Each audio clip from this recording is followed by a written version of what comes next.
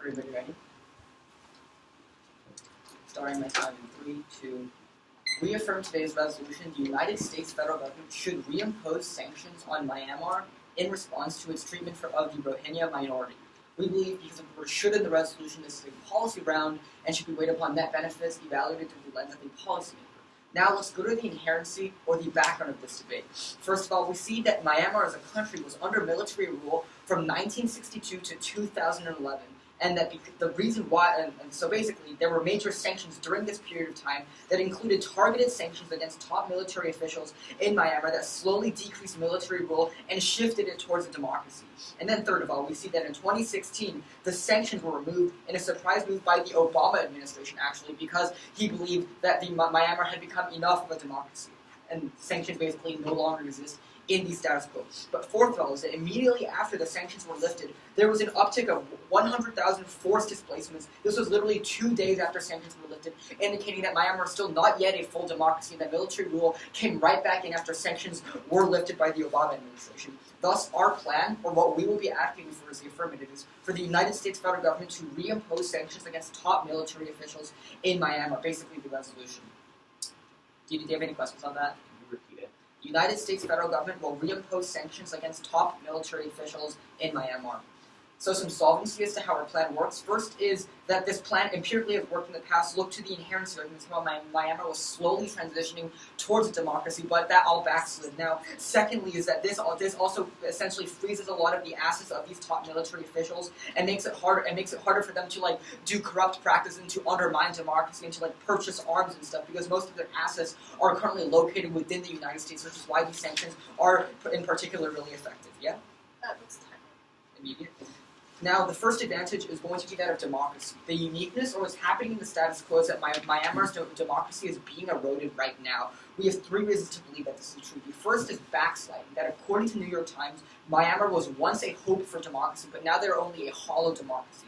And secondly, the reason why this is true is because of the military. That any sort of opposition to the military rule and any sort of democratic advocates have been sidelined because they fear military power, and that the reason why the military has so much power is because they have a mass amount of funding they're able to rely on by their assets that are stored in the United States. And third of all is this results in authoritarianism specifically, that there's a lot of specific oppressive laws that are being passed by this military-controlled government. We see Section 505B specifically criminalizes any speech that is deemed a threat. That's basically one step away from authoritarianism, because it justifies them shutting down any sort of democratic protest because they believe it's a threat to the domestic order, right? Now, we also recognize that sanctions are specifically, these sanctions that we're reimposing are specific in response to the unfair treatment of the Rohingya people. But I think it's also important to analyze the root cause of how this genocide occurs in the first place. That authoritarian tendencies that are happening in the status quo make these sort of genocides and makes Rohingya oppression inevitable. And it's why we also have to be focusing on the authoritarian democratic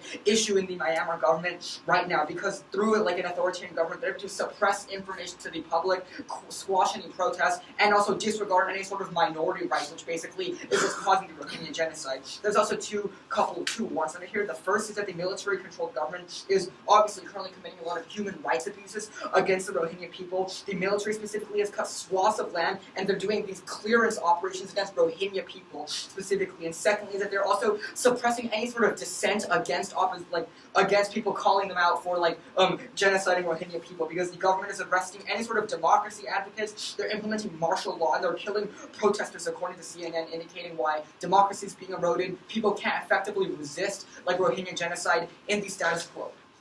Now let's go to the links.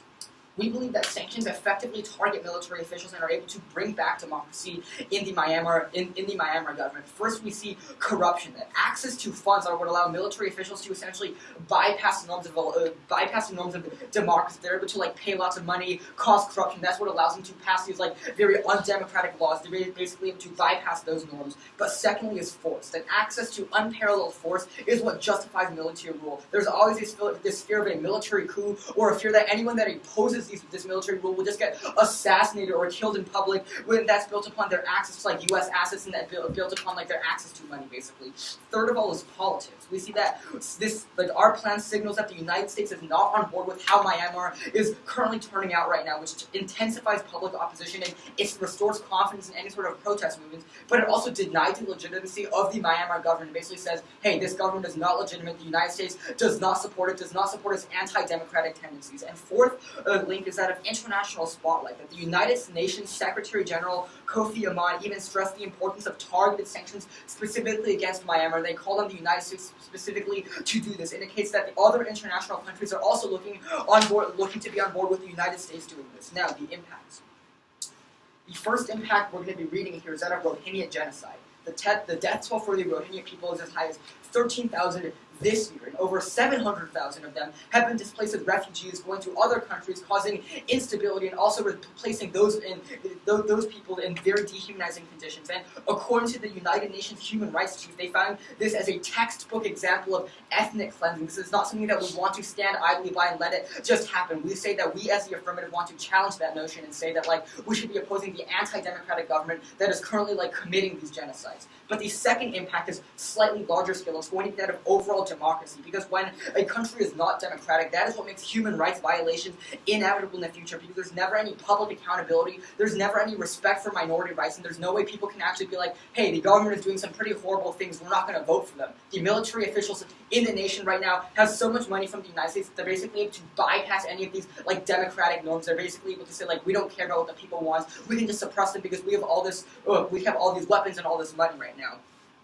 Furthermore, there's also internationally signals to other countries that democracy is strong, and basically denies any sort of other countries from trying to become authoritarian, because they see that the United States is not on board with that. They're going to be scared that there's international backlash against any sort of power grab for an authoritarian rule, basically. And third of all, and finally, is that I think you should be evaluating proximal impacts for this. This is really just a weighing argument that otherwise, if we don't look at these proximal instances of violence that are happening right now in the status quo, we constantly ignore them for fear of this 1% extinction scenario that the negative might come up and read. I think that's a bad model for debate, because that 1% calculus is really irresolvable. Ryan and I basically thought of 30 reasons why we have to solve extinction and cause extinction at the same time means you should probably look to actual probable impacts first. Thank you.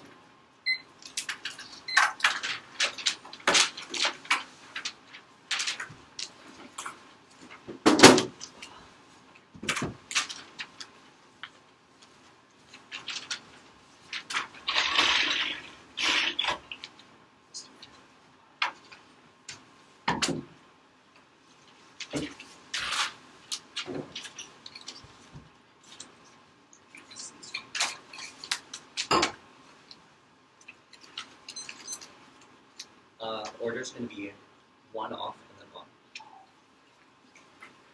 So everybody ready? Time starts in 3, 2, 1.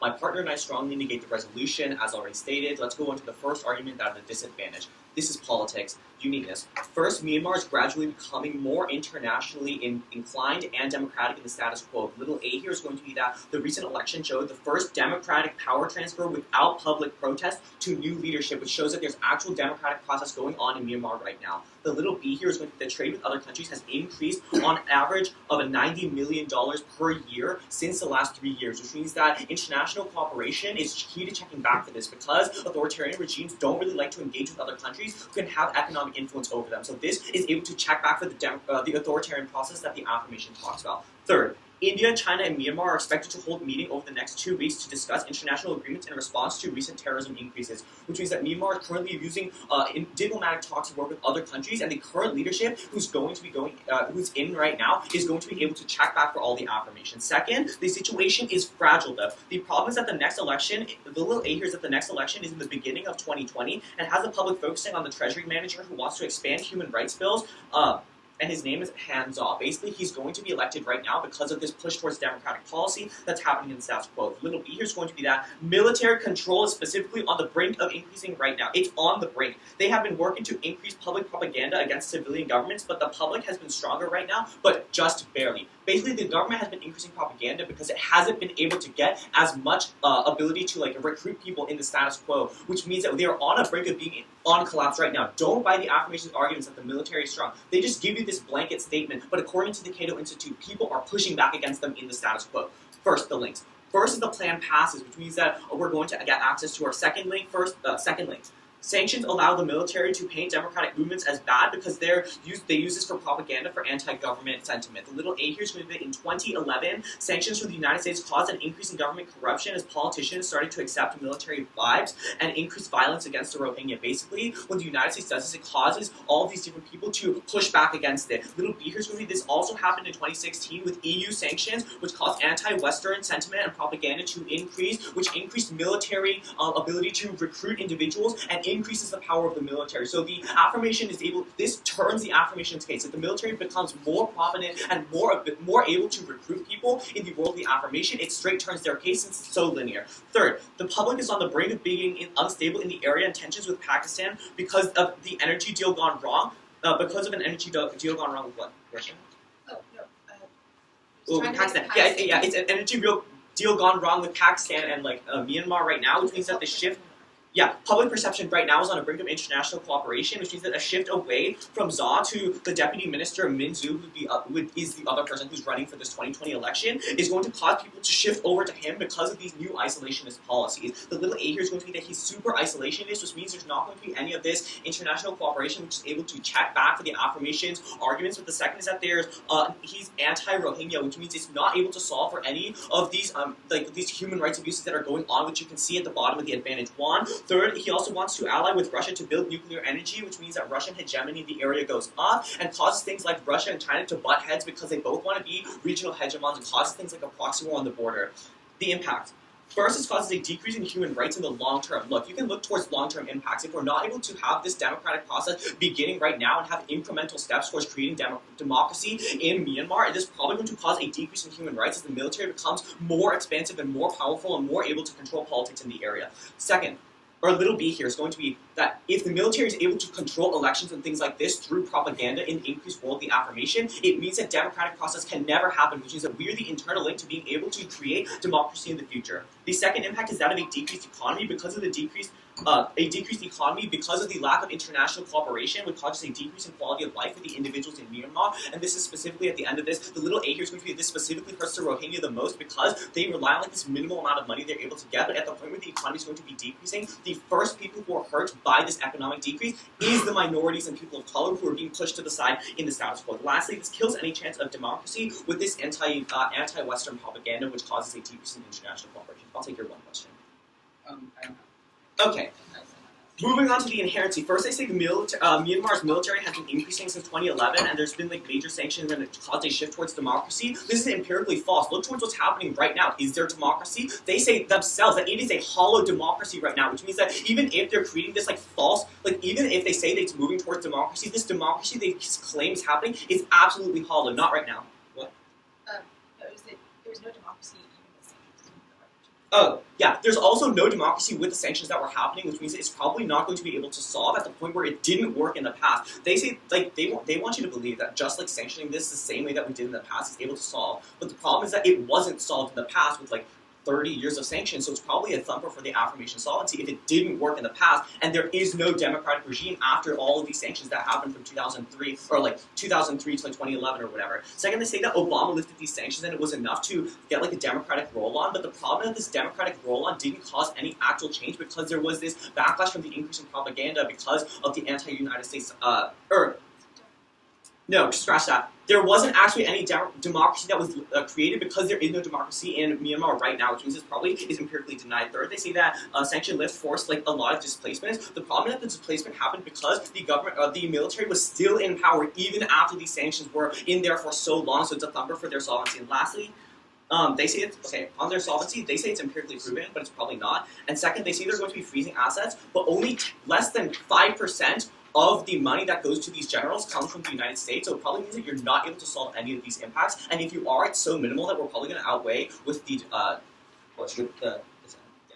You say democracy really good and barely on the edge right now, and you're just at. Then you say democracy never existed in the first place. Make up your mind. Which one is it? You say that there's a shallow democracy. Our argument is that over time, without these sanctions, there has been a shift towards this democratic process, but it's on the brink. So we think that the military has been weakening, regardless of whether the sanctions were there or not. It is a brink right now.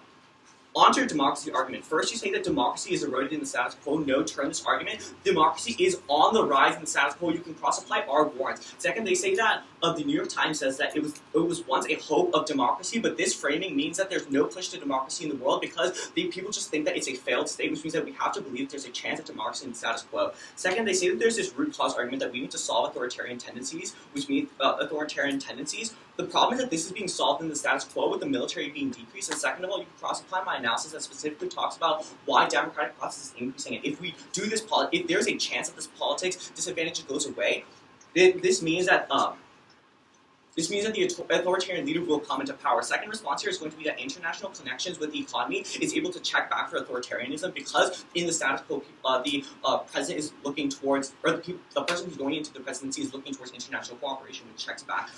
This takes out their military control and suppressing dissident because in spite of this dissidence, there has been democratic pushback, which means that if the United States is able to support the creation of a democratic government, it's able to push for even more, or even to push for the military to stop suppressing dissent. Onto their links. First, they say that targeting the military will decrease things like corruption. The problem is that the majority of funds isn't coming from the United States, so this doesn't matter. Second of all, you can just cross-apply my argument about why, the United States isn't the one who's funding all these military operations. They don't have the majority of the control here.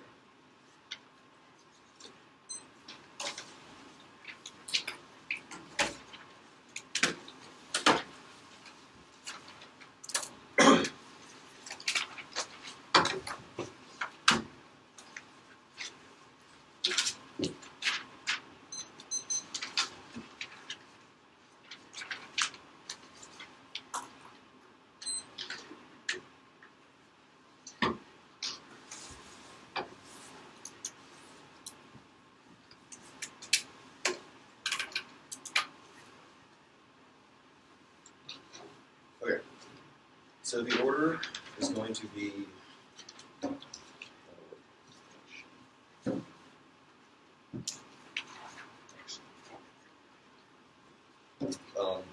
the plan, the first advantage, and the politics.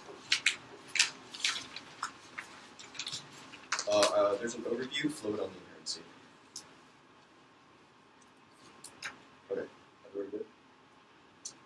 Sanctions ended in 2016. They are making the analysis now that there was never democracy to begin with in 2016. Now they're saying that they're slowly moving towards a democracy in 2018, and that they're saying it's barely on an edge. There is a fundamental contradiction here because they're conceding the warrant that in our first advantage, we are telling you they are moving towards authoritarian control right now. They are moving towards military control right now. Conceded warrant as to how the military recently, in control of the legislature, was able to pass legislation to pretty much suppress all forms of dissent against the military government are clear indications that within the 2 years of sanctions being lifted and now, there has been no increase in democracy, and there's only been an increase in power within the military government. This is indicative of two things. One, the military is in control of the government right now and is regaining control of the government because sanctions were lifted, means their entire politics does not even function in the first place. But second, only through sanctions are we able to resolve this because they're conceding analysis that at least they were moving towards a hollow democracy, a democracy slowly at best with sanctions that could have sanctions and good democracy in the long run. Whereas where we've listed them in the 2 years, they've only increased the control. Let's go to the plan specifically. They say that there is no democracy created. I think I've already done enough analysis on why this argument specifically flows in our favor. Only long-term sanctions are able to solve for this, and their argument right here themselves is an indication why their entire politics scenario, which is really long and convoluted, does not make any sense. Then they say that it was empirically false, and how there was no democracy, and that, again, that was really to do, and the U.S. only gives 5% to the overall, Myanmar government and military. Argument is not how much money we're giving them, but rather how much their assets are, where their assets are specifically. And our argument is that most of their assets, which is money, we don't give them this money, but rather they store their money in the U.S., is being held within U.S. banks, within U.S. territorially controlled banks. Those places they can get money from there, spend it to buy weapons, buy supplies, pay bribes, something that we specifically limit, and they can't pay bribes anymore with this. I think these are all arguments that are going to be flowing in our favor. Immediately after sanctions. Oh, yeah. Also, you can look towards our fourth inherency point, which was telling you that immediately after sanctions were ended, this massive displacement, this massive genocide was resumed. This pretty much indicates that sanctions were working, the military was backing down, and the military uniquely view sanctions as a barrier to what they could do. They, pretty much 2 days after the sanctions were lifted, resumed all their aggressive activities, which means if we reimpose sanctions, the military will stop, because this analysis indicates that the military sees sanctions as, I can't do this anymore, because once they were lifted, obviously 2 days later, they resumed doing all their activities. This means you should probably give us access to all our solvency arguments as to how we are able to solve for most of the genocide right now, or able to at least better the situation, and also gain access to a lot of the long-term impacts, which they are now able to access, of democracy. Now, they say that now I'm on the advantage right now. The overview to the advantage is that democracy is dying right now. They do not grapple with the argument that the military is taking control. They control they control pretty much all the branches of the government. Even the civilian controlled, even like the civilian dominated branch of the government is being like checked back because the military has so much control over other places of the branches of the government. In addition, we can see that they control less than a quarter of actually the total government, which means that the military is literally 3/4. Military officials are 3/4 of who is writing legislature and who is making policies in the government right now. Indicates that I think democracy is dying in Myanmar right now, and the military is taking back power right now. In addition, I think I've already made this analysis already. You can extend across how they literally pass legislation to stop all dissent against the military government. It's very clear authoritarianism is coming back from the status quo. It's very clear that sanctions being lifted caused the Rohingya genocide to increase on a massive level. These are all conceded arguments which are going to be flowing in our favor, are indications why our solvency mechanisms are able to at least best solve for the genocide and solve for democracy. Yeah. The legislation that you said the military passed, can you tell me about this was passed? It's in the recent years. Section 505. Section 505B. Criminalizes speech. Criminalizes speech. In addition, they then try to no-link us. They make only one no-link argument about how the majority of the funds are not supplied from the U.S. Again, I think this is going to be able to check back for a few reasons. The first is going to be the international spotlighting argument. We can extend across this argument as well. This means that other countries will also take action against this government, will stop trying to do trade, because the U.S. is signaling that this is no longer an acceptable activity. I think there are also other perceptual links that they're conceding as to indicate as to why the international community would now try and stop this, which means that even if they were trying to get money from other places, they would not be able to get it to. But again, I think most of the analysis that most of their assets are being held in the U.S., that going conceded also means that they are now not able to pay bribes, they're not able to get weapons, they're not able to retake control of this. And I think this is going to be very important, specifically because Suu Kyi, the pretty much president of the president of Myanmar right now, has been fighting a two-faced battle between the military and between public perception. If we are able to lower the military's control through this money, that means that the president is now able to enact more comprehensive reform and take more control of the government. I think the only analysis you need here is literally about how we were able to slowly bring Myanmar to a democracy between 1962 and 2011, slowly through the use of targeted sanctions. This is empirically true. This has worked in the past. Sanctions in the long run work as long as there is a movement to do it, and we give President Suu Kyi the ability to actually bring this, which means you can also extend across the impact level as to how we are winning, that we are able to at least A, marginally solve for the Rohingya genocide, but also B, the long-term impacts as to how we are able to systemically reform the Myanmar government to prevent any of these atrocities in the future, to increase the amount of power that the civilians have over the government, and to decrease the control of the military rule. I think these are all key.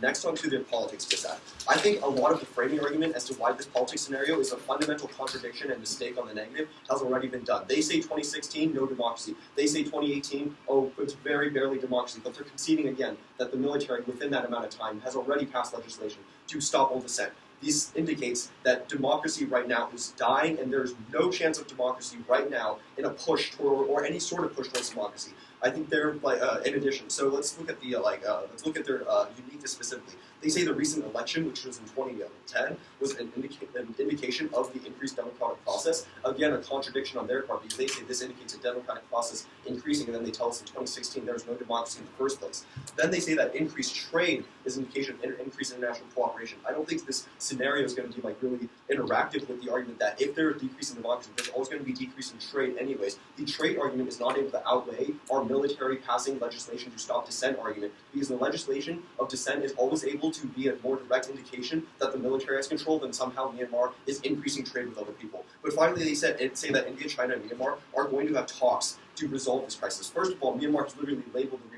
Rohingya Muslims a terrorist organization. It means that they're not able to solve any of the genocide in this conference. But in addition, I think China also is a very strong supporter of actually giving Myanmar more control to their military. This all means that the status quo is not solving. Democracy is dying in Myanmar in the status quo. 2020, in addition on the link levels. I think their link levels are way too far in the future to even be able to do anything about this. There is a very volatile president, and it's a very volatile world right now. It means that the 2020 election, evaluate this on a very low probability. Be very skeptical of this argument, because 2020 elections are not going to be, in the future, close enough to actually be impacted by any of the analysis. There are an infinite number of events in Myanmar that could occur, including literally the China-Myanmar-India conference that could completely skew everything and change the 2020 election immediately. It means you do not buy this link, Emily. The plan targets specific military officials. Yeah. Also, the plan targets specific military officials, which means that only the plan is able to resolve and actually solve for politics, because now we take away their ability to put bribes into these elections and put bribes into this. I think that's a massive link term there.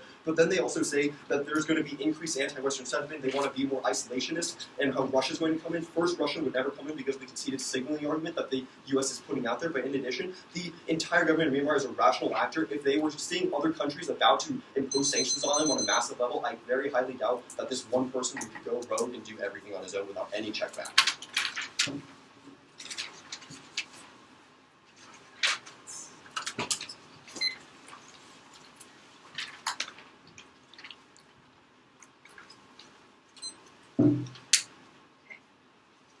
going to go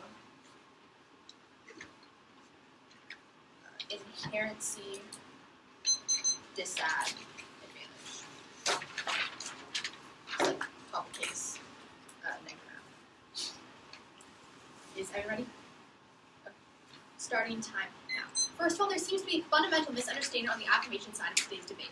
Although the overall leader of Myanmar has been in power, we're specifically talking about how in recent weeks there's been a new election for the deputy ministers. There has specifically been new governmental legislative elections in recent weeks. So all their evidence about how in a few years ago the military was able to pass like the Section 550B bill, this is significantly different than what's happening right now, because in recent weeks there's been an election, which it was the first time that there's not been public protest after new appointments, which is probably pretty important as to why it is shifting in the status quo more recently than the uniqueness they bring up. So let's go on to the inherency. First of all, they talk about how this is a contradiction about how the military has passed legislation, so obviously the military is growing in power. However, again, first of all, the election that we're talking about is very recent. There are no public protests to appointments to things like deputy minister. But second of all, you can look to the fact that when we originally lifted the sanctions, we're talking about how overall, in the very beginning, when we had like 30 years of sanctions, this did not work. After the 30 years of sanctions, it was obviously not able to solve, because the elections that happened right after those 30 years of sanctions still weren't democratic. There was no democratic state after we had many years of sanctions. After we lifted the sanctions, a few years later after that, in the status quo, we had the first democratic election they've ever had, which probably means that the only time in the history of Myanmar that there's been a fully democratically supported election has been after we've lifted sanctions, which ultimately means that there is no evidence that sanctions have ever been able to work to check back for democracy. They also say that they bring up this argument about how there were displacements like 2 days after we lifted sanctions. However, we're going to make the argument that this is significantly different than the status quo. We specifically talk about how even though those displacements occurred like right after sanctions were lifted, the status quo is different than it's ever been right now. This is a complete shift from what was happening in 2016 right after we lifted sanctions. Specifically, you can look to the fact that the one thing that happened after we lifted sanctions was the EU in 2016, after the US lifted sanctions, placed sanctions. And we specifically talk about how once the EU placed sanctions after the US lifted them, what ended up happening was that there's an increase of corruption and an increase of bribery from the military, which means that, if anything, the only thing that sanctions have ever done is increase the amount of corruption, increase the negative impacts on the affirmation side. Question? Yeah, so, given that for the past 2 years we've seen a pattern of a bunch of military increase in rule, what has specifically changed within, the last week that has all of a sudden made the Myanmar people go whoa, democracy? So the couple of things that have changed, which we already talked about, the first thing that has changed is that there's been a decrease in propaganda, specifically because there's been an increase in public confidence in being able to push back. The second thing that's happened is that Myanmar has created new trade policies. We specifically talked about how there's been an increase of about $90 million a year for the past couple of years, which probably means that China's also opening up that way. And for the first time in a long time, they're going to international anti-terrorism conferences, which they haven't done in a while either, which means that they're overall adopting a new open set point because of recent elections and because of public opinion. So these were the 3 points that my partner brought up about why, in the status quo, there is this shift towards democracy that hasn't occurred in the past. So, and then finally, on the point about freezing assets, they basically say that most of the money from generals is stored in the United States. However, we're going to make the argument that sanctions just increase the amount of bribery, even if there are a lot of assets stored in the United States. You can specifically look to our example about 2011, which actually increased the amount of people that were taking money from people and using it to bribe military officials in order to spread propaganda. They don't really respond to this argument, which was sub-point B on our second link, which was basically talking about how when the EU placed sanctions, this increased the amount of military propaganda, increased the amount of bribes. So basically, when we do this, it ultimately increases the amount of assets that are used for bad purposes, and ultimately, it doesn't matter if there are a lot of assets in the U.S., it's just going to make it worse to pass the affirmation policy. Now let's go on to the disadvantage. First of all, they talk about with the military's increasing legislation. I probably already responded to this. I asked them when the military passes legislation, and they said a few years ago, which probably means that the recent elections that have happened in the past few weeks are probably more relevant than these few years ago military legislation. And they talk about how the election, we said that the election was the first one without democratic protest. They said this happened in 2010, but they, in our uniqueness, we said that this was specifically the deputy minister elections, which means that it's actually not the 2010 election, and this is a different uniqueness point. They said that this isn't, that our argument about trade and $90 million of trade increasing isn't going to outweigh the military legislation. However, we're going to say it probably is. They concede our argument about international check back, about how if Myanmar is more internationally intertwined, if we allow them to, if they continue to have this public perception that they should keep trading, then Myanmar is going to be more likely to check back for democracy because they're going to have more international relations. So this trade point probably does outweigh a single piece of legislation passed a few years ago. And they said that even if India is going to this meeting with Myanmar, they've labeled Rohingya as the Rohingya people as terrorists. However, we're going to see that again, international pressure is probably going to be able to check back this, and also the shift in the status quo probably does too. They said that going to this, they said the situation is too volatile, like the meeting with China and India might actually change the way that the government is acting. However, we're going to make the argument that first of all, if you're looking at time frame, if you're saying things could change very quickly, 1.5 years for an election isn't actually that quickly. If you look to the empirics of the amount of time that it's taken for sanctions to have effect versus the amount of time it's taken for different democratic movements to have effect. Also, you can look to the fact that a lot of the policies that Myanmar has passed have longer time frames. For instance, the trade policies and opening different trade routes are going to certain meetings to pass long-term policy. Probably is going to check back for any immediate shifts these are going to be caused. Also, we think that this is overall indicative because even if the meeting itself has negative effects, the overall trend of being more open to different countries is probably indicative that Myanmar is willing to make a lot of international policies, even specific ones don't work out. You can also extend the fact that right now the main person who's going to be elected in 2020 is going to be Han Zha. However, if this doesn't end up happening, it's going to be Min Zhu, who was the previous deputy minister, and he's probably bad because he's isolationist, he's anti-Rohingya, and he also wants to move to Russia. They say that there's never going to be any shift to Russia because the U.S. is going to be signaling that they dislike what's going on in Myanmar. We're going to make the argument that the U.S. signaling that they don't like what's going on in Myanmar is actually going to be more likely to push Myanmar to Russia. At the point where Russia has offered to do a nuclear deal with Myanmar, there's a lot of incentive for Myanmar to go to a country that will protect them and not give them sanctions. If there's any risk that the U.S. is going to turn against them, Myanmar will probably be incentivized to go to another large power that is also more willing to give them certain aid. So at that point, it's probably pretty likely they'd shift to Russia. And you can also extend the two warrants my partner brings up about how in 2011 and 2016, placing sanctions increased bribery. The overall summary here is that sanctions have empirically increased the amount of corruption and increased anti-Rohingya sentiment. The only time in the history of Myanmar that there have been democratically approved elections is in a time without sanctions. This proves that overall, the trends tend to show that we should probably at least give Rohingya a chance, Myanmar a chance at developing. Extend the multipolarity of Russia versus China. Yeah. You can also extend our scenario about how this is going to increase the risk of war if Myanmar turns to Russia because of multipolarity with China.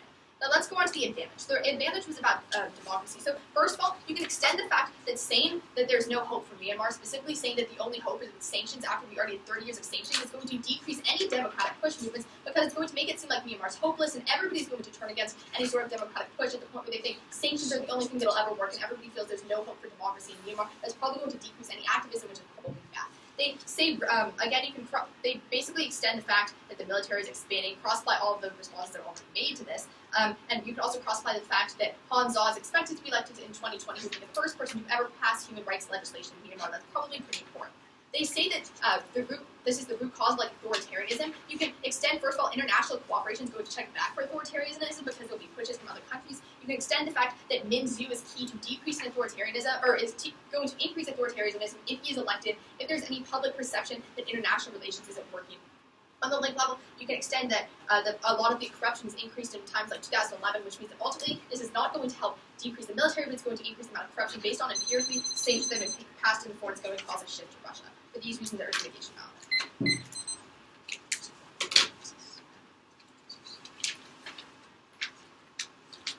Is everybody ready? Okay. So time starts in 3, 2, 1. The negative is winning on time frame in today's debate. The affirmation makes a mistake when they concede that it takes over 30 years for these sanctions to have any type of minimal effect on the actual operation of politics inside Myanmar, which means that if there's a chance that the negative is able to solve in the time frame because we say that these last few weeks and these last 3 years have had a pushback because of international cooperation, means that we have a higher probability of being able to solve. Not only on time frame, we're winning on probability. We tell you these last 3 specific years have been key, and these last few weeks show that elections are moving towards it. You extend my partner's analysis that recent elections showed the first democratic power transfer without public protest to leadership, which means there isn't this backlash. They say that the military government has been pushing down on dissent, but the problem is that despite this dissent, it still worked, that people were able to move towards a more democratic system. They say that there's all this bad legislation that's happening, but they concede that it's only a couple years ago that this happened, which means the only side that has a chance of looking towards democracy is the negative team.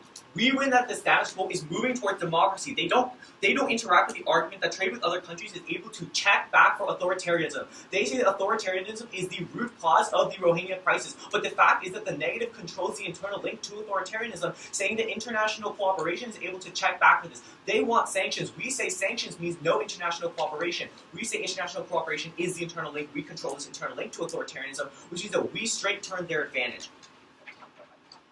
Yeah, you can also extend the propaganda arguments that I make. This goes cold conceded from the affirmation. If there's an increase in propaganda, it means the military is specifically decreasing in the status quo. And this is happening in the what? Oh yeah, more propaganda means the military is increasing control, which is not what we want. The affirmation world is a world in which propaganda increases because the military is able to increase its influence, right? You can go onto the link level, specifically extend the link to little a here. In 2011, sanctions caused an increase in government corruption as politicians started to accept more military bribes and increased violence against the Rohingya. This was cold conceded. You extend this straight turns their bribery arguments, which say that the government is going to be less likely to take bribes. This straight turns. They concede this, but we contest it, and they don't argue against it, which means you extend this on top of theirs. Second, we say that with EU sanctions in 2016, there's an increase in Western propaganda. They concede to this, which is that we are probably winning on the link level and get access to our impacts first. We win the human rights impact in the long term in 2 ways. First, we win that we're on a brink of instability in the area because tensions with Pakistan means the energy deal has gone wrong and that people are looking towards this brink, right? They never give you arguments about why the Democratic leader right now, or the person who's going to be elected in 2020, is not going to win. They only say that, oh, the uniqueness can change in the status quo because it's really volatile, but the problem is that we're winning on this time frame argument, saying that right now the Democratic push happened in 1.5 years. Their argument is going to be that their plan solved, but they don't have the time frame to say this. We are weighting way stronger on this probability that this person is going to be elected. We give you all these statistics about Democratic push.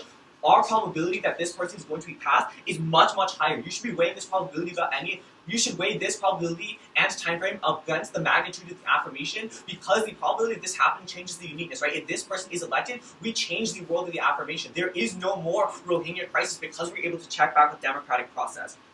We get access to another argument that is a big thumper for the affirmation team.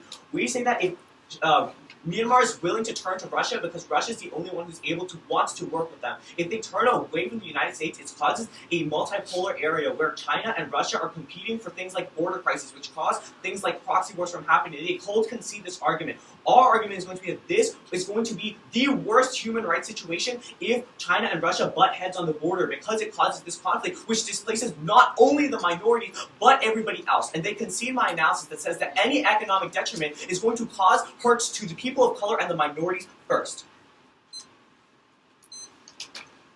Okay, so the order is going to be an overview at the top, then advantage 1, then the plan, and then the policies to set. Okay, is everybody ready? Starting my time in 3, 2, 1. Overview to the round. The military exists, they have assets in the United States, and they have absolute control of the Myanmar government right now. This independently outweighs any sort of status quo solves argument they try to go for, any sort of elections or trade argument. Don't do the specific work for them. One tiny election is a smokescreen, or hollow, as I said in my first speech, compared to the inner workings of the Myanmar government right now. Let's go to Advantage 1, and I'll specifically explain how Myanmar is not a democracy, elections don't prove they're a democracy, and only perpetuate the issue. Let's go to the uniqueness specifically, because this is where we're 5 steps ahead on any sort of democracy debate. First, I want to extend across the 505B argument. There are specific laws the Myanmar government has already passed that are basically squashing any dissent right now. We're not making this up. Myanmar already has authoritarian tendencies already. That already exists in the status quo. Protests already being crushed in the status quo. This is always a prior question, because elections might be surface level compared to the inner workings of the Myanmar government and how public is actually responding. Because if I ever do protest, I know I'm going to get crushed, which is why, yeah, there are no public protests right now.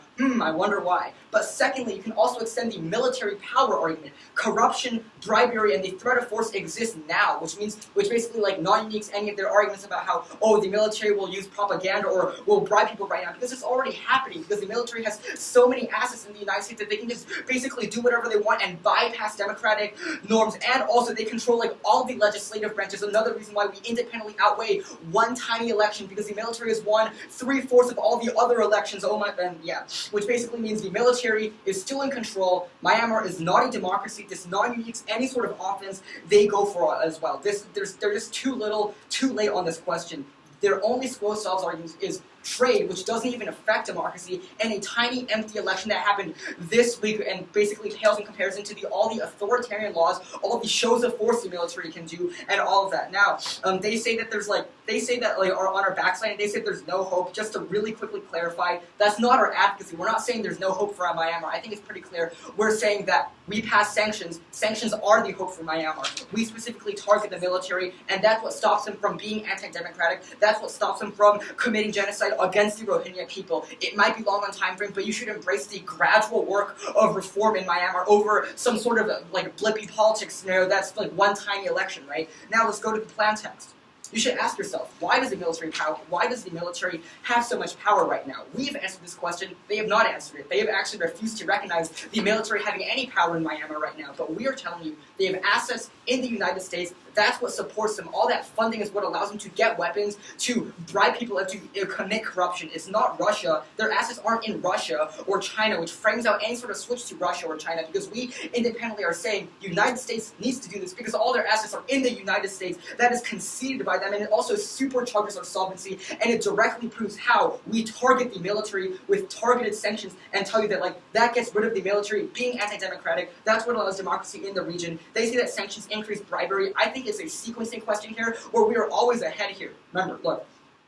The military does bribes. How do they do bribes? To bribe someone, you need money. Where do they get money? They have assets stored in the United States. We target sanctions on the military. We freeze their assets. They don't have money anymore. They cannot bribe anymore, which is the reason why their propaganda arguments all go away. Furthermore, there's independent offense located on the background, believe it or not. Sanctions independently scare the military because 2 days after we lifted them, they did all this like deportation and stuff. They did all these horrible things. Indicates putting sanctions back is a reason why the military would be scared of this. And also, you should look to the fact that proximal impacts still occur first. The Rohingya people are dying now. Only the affirmative has a risk of solving this because the military is scared of sanctions, and we make them more democratic, which is what allows Rohingya people to actually be included in their framework. The proximal impacts first, because otherwise we just constantly push this away in favor of a tiny little election or a massive improbable Russia switch scenario. Now go to the disadvantage.